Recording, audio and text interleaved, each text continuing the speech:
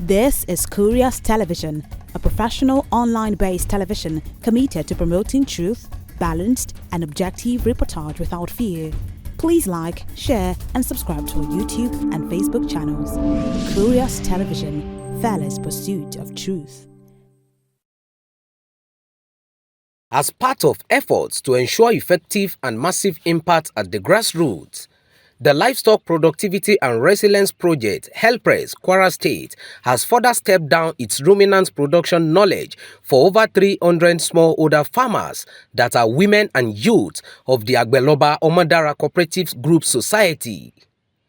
The state coordinator of Kwara l-press, Mr. Olusoji Oyawoye, disclosed this during the training on crop residue use and processing for small ruminant animals like goats and sheep in Ilorin, the Kwara State capital, where he noted that l-press can only increase the capacity of the smallholder farmers while reaching out to other stakeholders to empower them with animals and relevant equipment. Well, this is a step-down training culminating from the training that we did for some people on the crop residue use and processing for small ruminants, that means for goats and sheep. So the idea is to come back home and train the women and the youth on how they can use crop residue so that at their own reach, at their own resources, they can make use of these things. What we can do and what we are doing as l-press is to increase their capacity.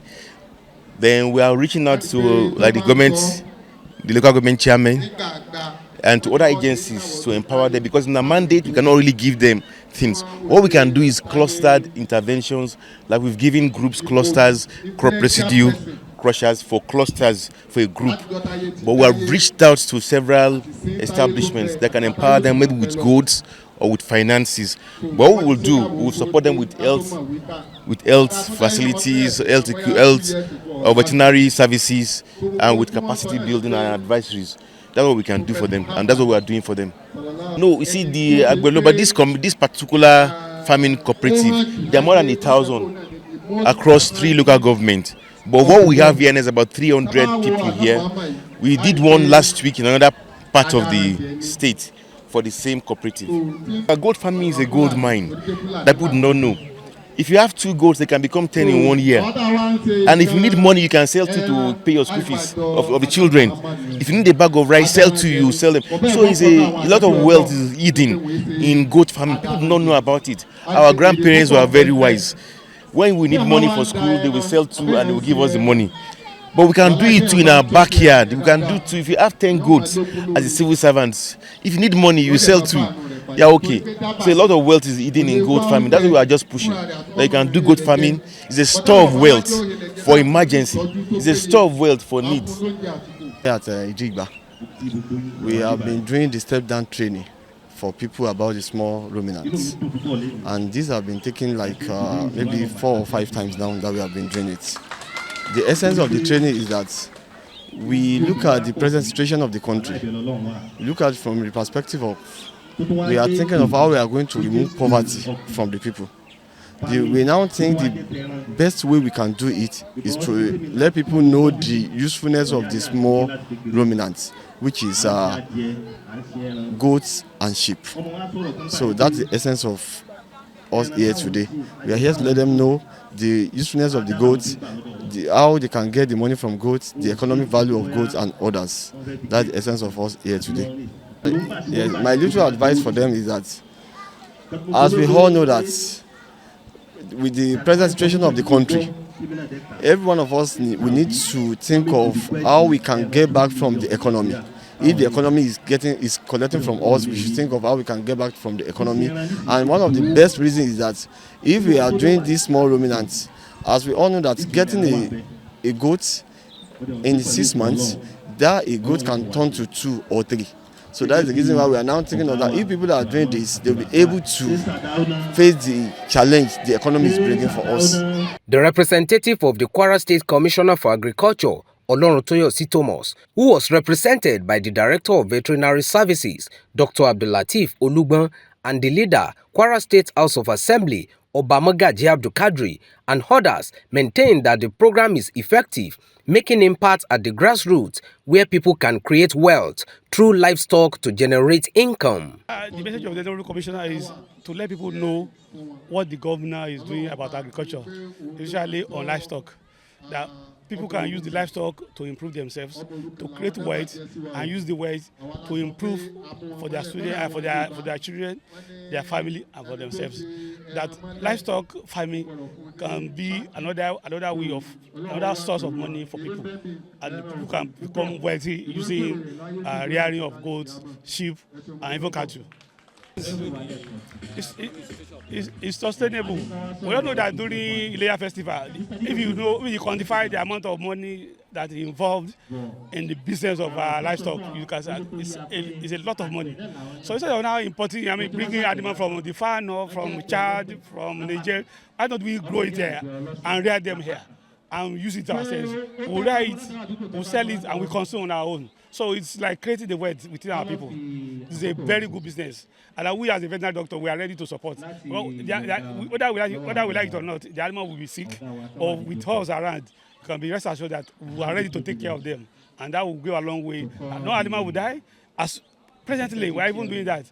If you know, the governor just approved some money for us to fascinate cattle. You can see the turnout of the people for this program, so it's very impressive, and I'm very, very happy. It's a very good program that actually touches the grassroots. You see that Kwara State House of Assembly has always been supporting the program and the policies of His Excellency Malam Abrahman Abrazak, the hardworking, amiable, and dedicated governor of Kwara State. And you can see it is his work that is bringing up this one too, and we are here.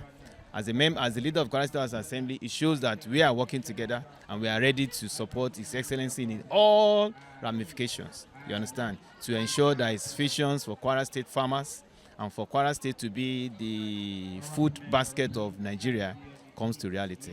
That is our vision. First of all, I will commend the organizer of this program. It's a very, very good program.